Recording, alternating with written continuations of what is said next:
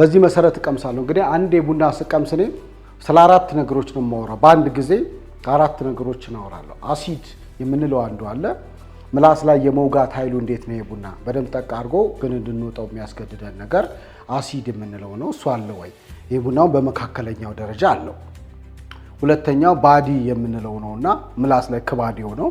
መካከለኛ ክባዴ ወይንም ባዲ የምንለው አለው።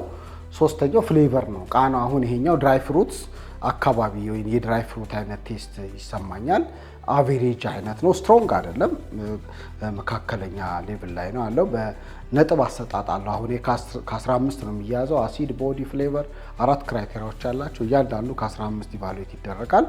ከ15 የምሰጠው ነጥብ አለ እዚህ ላይ ማለት ግን አራት ክራይቴሪያዎች አሉት። የመጀመሪያው አሲድ፣ ሁለተኛው ባዲ፣ ሶስተኛው ደግሞ ፍሌቨር፣ አራተኛው ስንቀምስ አምስቱም ስኒ ንጹህ ነው አይደለም። ለዚህ ነው በአምስት ስኒ ያለው። አሁን እዚህ ላይ ቅድም ስላይትሊ ሞልድ ያግኝቻቸዋለሁ። ስለዚህ ይችኛዋን ስኒ ቀጣለሁና አራቱ ግን ንጹህ ናቸው። ስለዚህ ከ15 ላይ እያንዳንዱ ስኒ 3 ፖይንት ስላለው 3 ጊዜ 5 15 ነውና ስለዚህ እዚህ ላይ ችግር ካለ 3 ፖይንት ቀጥቼ 12 ሰጠዋለሁ ማለት ነው።